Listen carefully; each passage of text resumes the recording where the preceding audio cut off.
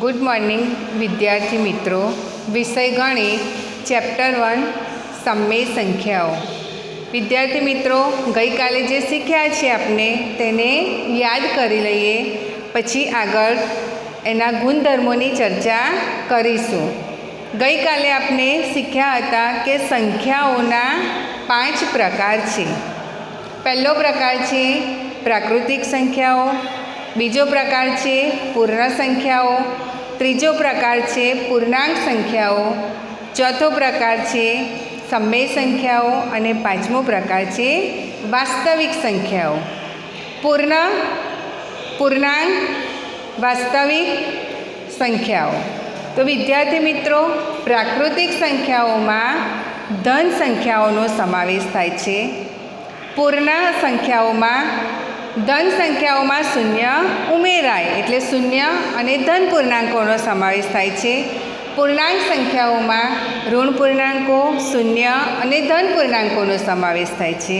ज्यारे सममेय संख्याओं में ऋण अपूर्णांकों, ऋण पूर्णांकों, शून्य, धन पूर्णांकों अने धन अपूर्णांकों समावेश थाय छे। हवे आपने आज 8मा धोरण में सममेय संख्या विषे शीखवानुं छे। तो गई काले आपने सममेय संख्यानी व्याख्या पण शीख्या हता के सममेय संख्या कोने कहेवाय। तो जे संख्याओने पी छेदमां क्यू स्वरूपे लखी शकाय ते संख्याओने सममेय संख्याओ कहे छे। बीजी एक व्याख्या शीख्या हता विरोधी संख्या। तो विरोधी संख्या कोने कहेवाय।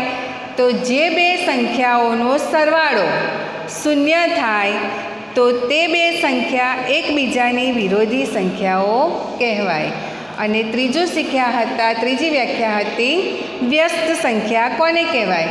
तो जे बे संख्याओनो गुणाकार एक मळे तो ते बे संख्याओ परस्पर व्यस्त संख्याओ छे तेम कहेवाय। हवे आजे आपने आगळ शीखीशुं के सममेय संख्याओना गुणधर्मो। एमां पहलो गुणधर्म छे समृद्धतानो। तो जे संख्याओना प्रकार छे एमां पूर्ण संख्या, पूर्णांक संख्या अने सममेय संख्याओ ए कई क्रियाओं माटे समृद्ध छे तेना विषे जाणीए। तो जो अहींया क्रियाओ आपी छे, 4 क्रियाओ करवानी छे। सरवाळानी क्रिया, बादबाकीनी क्रिया, गुणाकारनी क्रिया अने भागाकारनी क्रिया। तो सौथी पहला आपणे जोईशुं पूर्ण संख्याओ। तो पूर्ण संख्याओं में समावेश शेनो थाय छे शून्य अने धन पूर्णांकों। तो सरवाळो करवा माटे शून्य अने धन पूर्णांक संख्याओनो ज उपयोग करीशुं।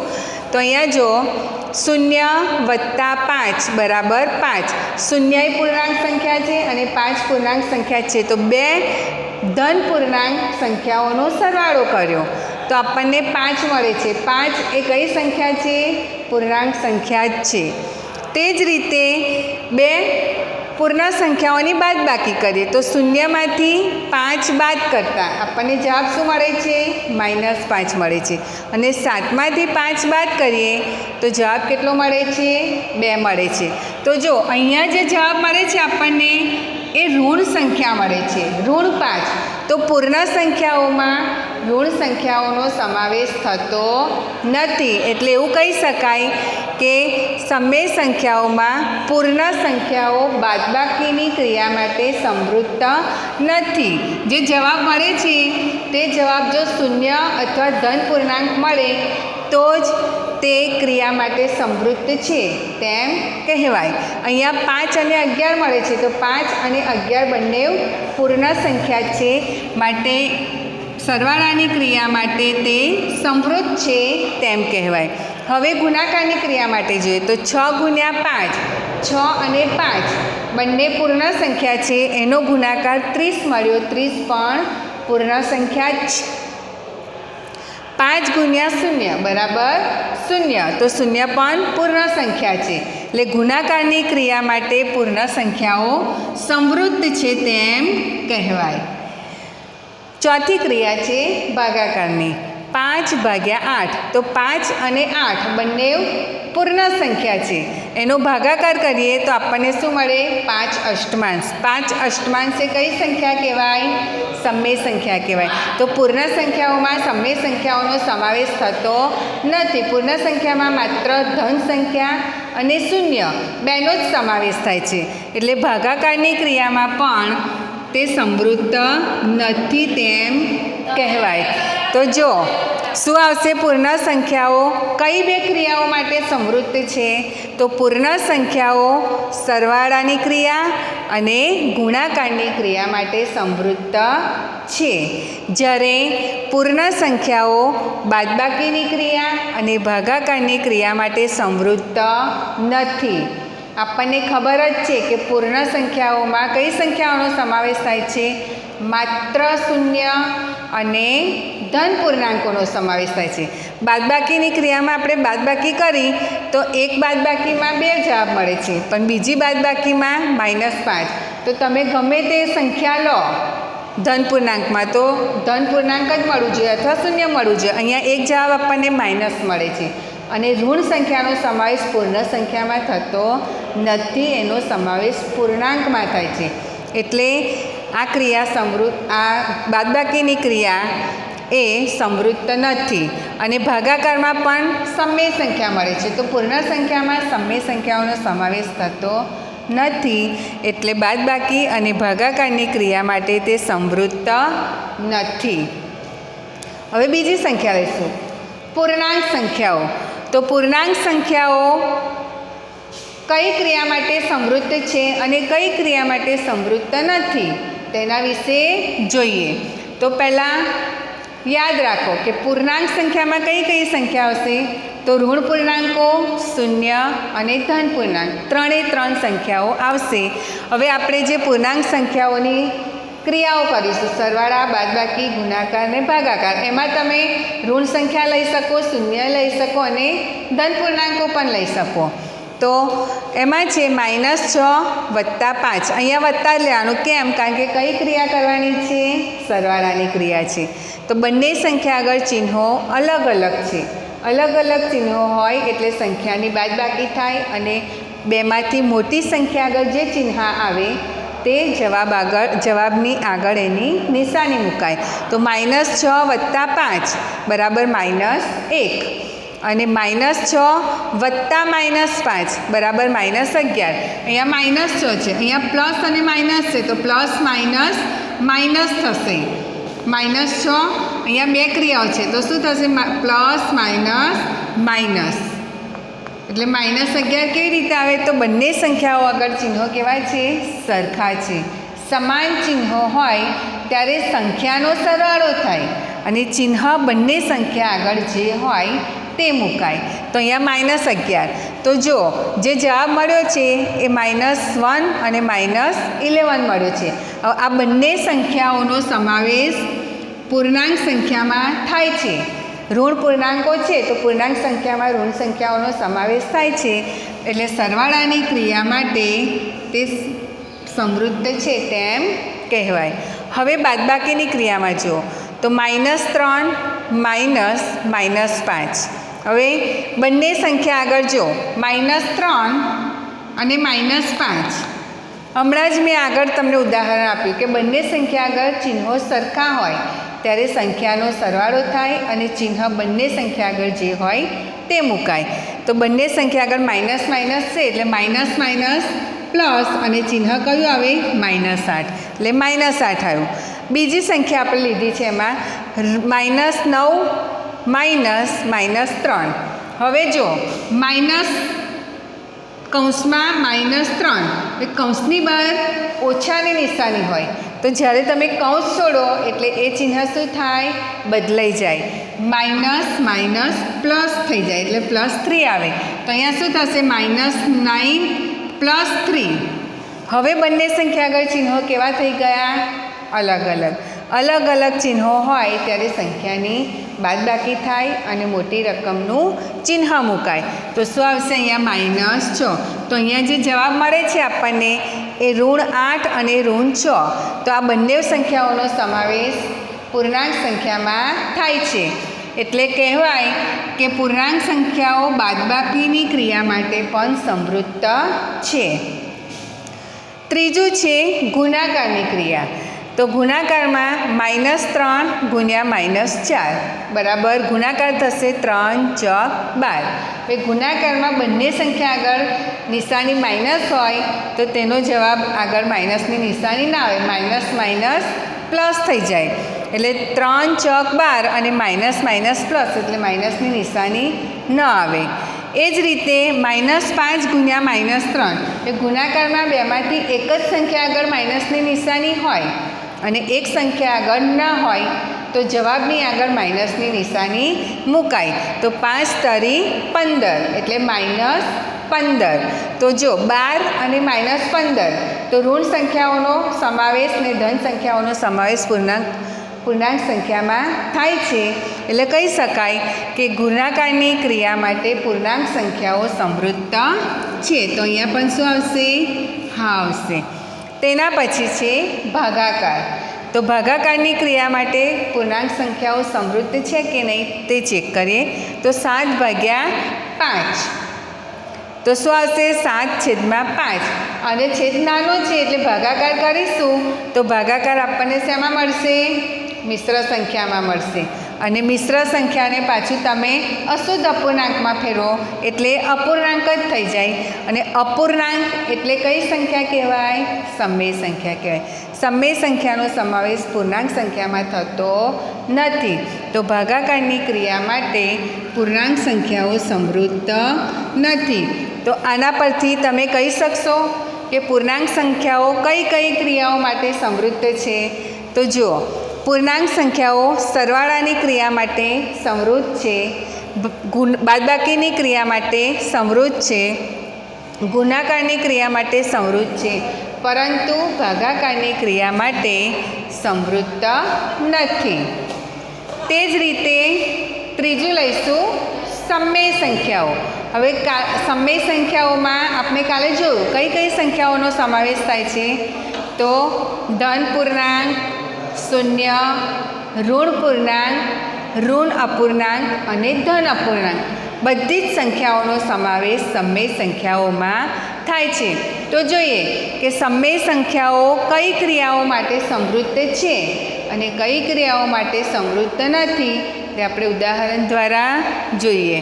તો જો સમય સંખ્યાઓમાં પહેલી ક્રિયા કઈ છે? સરવાળાની. તો સરવાળાની ક્રિયામાં આપણે સમય સંખ્યા જ લઈએ છીએ. સમય સંખ્યા એટલે અપૂર્ણાંક લઈએ છીએ. 3 અષ્ટમાંશ વત્તા -5 અષ્ટમાંશ એનો જવાબ થશે -19/56. હવે જો અપૂર્ણાંકનો સરવાળો કરવો હોય, ડાયરેક્ટ તમારે સરવાળો કરવો હોય તો તમે ક્યારે કરી શકો? તો જે અપૂર્ણાંક આપ્યો છે એ અપૂર્ણાંકના છેદ કેવા હોવા જોઈએ? સરખા હોવા જોઈએ. જો છેદ સરખા હોય તો જ તમે ડાયરેક્ટ છેદ સરવાળો કરી શકો છો. દાખલા તરીકે 3 પંચમાંશ વત્તા 2 પંચમાંશ આવું આપ્યું હોય ત્યારે બંનેના છેદ કેવા છે? સરખા છે. 3 પંચમાંશ વત્તા 2 પંચમાંશ. તો આનો સરવાળો જો સરવાળો કરતાં પહેલાં જે અપૂર્ણાંક છે તેના છેદ આપણે જોવા પડે. જો છેદ સરખા હોય તો આપણે ડાયરેક્ટ સરવાળો કરી શકીએ છીએ. તો બંનેના છેદ સરખા છે. અહીંયા 5 છે, અહીંયા 5 છે. તો ડાયરેક્ટ આપણે અંશનો સરવાળો કરી લઈશું. તો 3 ને 2 5, 5/5. પણ અહીંયા જે આપણે ઉદાહરણ લખ્યું છે તે ઉદાહરણમાં જો અહીંયા 3 અષ્ટમાંશ છે અને અહીંયા 5 સપ્તમાંશ છે. બંનેના છેદ કેવા છે? અલગ અલગ છે. છેદ અલગ અલગ હોય તો સૌથી પહેલાં કોઈ પણ ક્રિયા કરવી હોય, સરવાળો કરવો હોય કે બાદબાકી કરવી હોય તો પહેલાં અપૂર્ણાંકને સમછેદી બનાવવો પડે. સમછેદી એટલે શું? તો અપૂર્ણાંકના છેદ સરખા કરવા પડે. અને જો અપૂર્ણાંકના છેદ સરખા કરવા હોય તો સૌથી પહેલાં શું કરવું પડે? છેદ સરખા કરવા માટે છેદની સંખ્યાનો લસા કરવો પડે. અને લસા કર્યા પછી બંનેના છેદ સરખા કરવાના અને છેદ સરખા કર્યા પછી તેનો સરવાળો કે બાદબાકી કરી શકાય. તો અહીંયા છેદમાં 8 છે, અહીંયા છેદમાં 7 છે. તો એનો લસા કેટલો થશે? 8 × 56. 3 અષ્ટમાંશ વત્તા ઓછા ઓછા, અહીંયા વત્તા છે અહીંયા ઓછા છે એટલે પ્લસ માઇનસ માઇનસ 5 સપ્તમાંશ, તો લસા 56 થાય. છેદ સરખો કરવો હોય તો 8ને 7 વડે ગુણવા પડે અને 7ને 8 વડે ગુણવા પડે. આ જે લસાની સંખ્યા છે એને ઉપર અંશની સંખ્યા સાથે ગુણવાનું. 7 તરી 21 ઓછા 8 પંચા 40, છેદમાં એક જ વખત લસા 56 લખવાનું. 40માંથી 21 જાય તો કેટલા રહેશે? 19 છેદમાં 50. પણ બંનેમાંથી 40 મોટી સંખ્યા છે અને 40 આગળ માઇનસની નિશાની છે એટલે કેટલા આવશે? -19 છેદમાં 50. તો અહીંયા 56, તો કેટલા આવશે? અપૂર્ણાંક, જે અપૂર્ણાંક મળ્યો છે કેટલો મળશે? -19 છેદમાં 56. એ કેવી સંખ્યા છે? સમમેય સંખ્યા છે.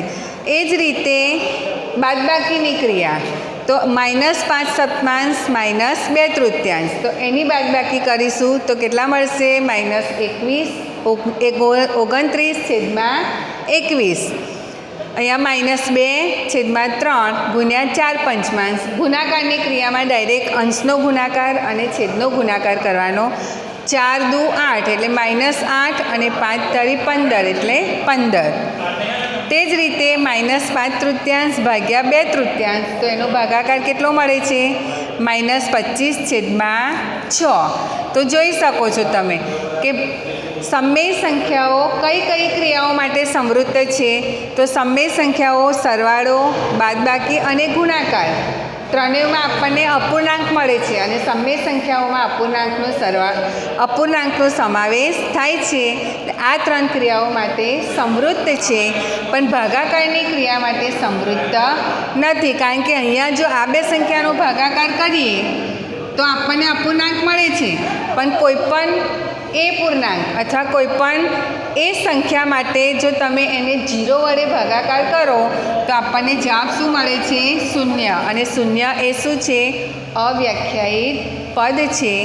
માટે ભાગાકારની ક્રિયા માટે સમમેય સંખ્યાઓ સમૃદ્ધ નથી. લખવું હોય તો લખી શકાય કે સમમેય સંખ્યાઓ સરવાળા, બાદબાકી અને ગુણાકારની ક્રિયા માટે સમૃદ્ધ છે, પરંતુ ભાગાકારની ક્રિયા માટે સમૃદ્ધ નથી. તો વિદ્યાર્થી મિત્રો, આ થયા પૂર્ણ સંખ્યા અને સમમેય સંખ્યાના સમૃદ્ધતાના ગુણધર્મો. હવે બીજો પ્રકાર છે એનો ક્રમનો ગુણધર્મ. ક્રમ એટલે શું? તો પહેલા ક્રમે આપેલી સંખ્યાને પછીના ક્રમે લખવી અને પછીના ક્રમે આપેલી સંખ્યાને પહેલા ક્રમમાં લખવી. તો બીજો પ્રકાર છે ક્રમના ગુણધર્મો. તો એમાં જોઈશું, એમાં પણ સરવાળો, બાદબાકી, ગુણાકાર અને ભાગાકારની ક્રિયાઓ વિશે શીખવાનું છે. તો જોઈ લે પૂર્ણ સંખ્યાઓ. તો પૂર્ણ સંખ્યાઓમાં શૂન્ય અને ધન પૂર્ણાંકનો સમાવેશ થાય છે. 0 વત્તા 7. હવે ક્રમનો ગુણધર્મ છે એટલે ક્રમ બદલવાનો. 0ના સ્થાને 7 લખવાના અને 7ના સ્થાને 0 લખવાનો. તો જો સ્થાનની અદલ બદલ કરતાં જવાબ શું મળે છે? બંને બાજુ સરખો જ મળે છે. એટલે કહેવાય કે ક્રમના ગુણધર્મમાં સરવાળાની ક્રિયાનું પાલન થાય છે. બીજું છે બાદબાકી. તો 3 - 7 તો કેટલો જવાબ મળશે? -4. અને 7 - 3 કરશો તો 4 મળશે. તો અહીંયા ક્રમની અદલ બદલ કરી અને બાદબાકી કરીએ છીએ તો શું થાય છે? બંનેમાં જવાબ અલગ અલગ મળે છે. એટલે બાદબાકીની ક્રિયામાં એનું પાલન થતું નથી. ત્રીજું છે ગુણાકાર. તો ગુણાકારની ક્રિયા જોઈએ. 3 ગુણ્યા 4 તો 3 ચોક 12. અહીંયા ક્રમ બદલીએ. 4ના સ્થાને 3 મૂકીએ અને 3ના સ્થાને 4 મૂકીએ તો પણ બંનેમાં ગુણાકાર કેવો મળે છે? સરખો જ મળે છે. એટલે પૂર્ણ સંખ્યાઓ માટે ગુણાકારની ક્રિયામાં ક્રમના ગુણધર્મનું પાલન થાય છે. જ્યારે ભાગાકારની ક્રિયામાં જો 5/2 બરાબર 2/5, તો ભાગાકારમાં શું થાય છે? 5/2 બરાબર 2/5. બંનેમાં આપણને જવાબ સરખો મળતો નથી. એટલે ભાગાકારની ક્રિયામાં ક્રમના ગુણધર્મનું પાલન થતું નથી. તે જ રીતે પૂર્ણ સંખ્યાઓ છે. -3, +4 તો જવાબ મળશે 1 અને 4 + -3 એનો પણ જવાબ મળશે 1 એટલે પૂર્ણાંક સંખ્યાઓનું સરવાળાની ક્રિયામાં ક્રમના ગુણધર્મનું પાલન થાય છે. બાદબાકીની ક્રિયામાં જુઓ તમે બંનેમાં જવાબ આપણને ક્રમ બદલતા શું મળે છે? અલગ અલગ. એટલે પૂર્ણાંક સંખ્યામાં બાદબાકીની ક્રિયામાં ક્રમના ગુણધર્મનું પાલન થતું નથી, જ્યારે ગુણાકારની ક્રિયામાં ક્રમના ગુણધર્મનું પાલન થાય છે અને ભાગાકારની ક્રિયામાં ક્રમના ગુણધર્મનું પાલન થતું નથી. તેવી જ રીતે સમમેય સંખ્યાઓમાં જુઓ, સમમેય સંખ્યાઓનો સરવાળો કરતાં બંને બાજુ આપણને જવાબ કેવો મળે છે? સરખો મળે છે. એટલે સમમેય સંખ્યાઓમાં સરવાળાની ક્રિયા માટે ક્રમના ગુણધર્મનું પાલન થાય છે. બાદબાકીની ક્રિયામાં જો ક્રમ બદલ્યો અને બાદબાકી કરી સમમેય સંખ્યાઓમાં તો એકમાં -3/4 જવાબ મળે છે, જ્યારે એકમાં 3/4. એટલે જવાબ આપણને સરખો મળતો નથી. એટલે બાદબાકીની ક્રિયામાં ક્રમના ગુણધર્મનું પાલન થતું નથી, જ્યારે ગુણાકારની ક્રિયામાં ક્રમના ગુણધર્મનું પાલન થાય છે અને ભાગાકારની ક્રિયામાં ક્રમના ગુણધર્મનું પાલન થતું નથી. વિદ્યાર્થી મિત્રો, જૂથના ગુણધર્મ વિશે આપણે આવતીકાલે શીખીશું.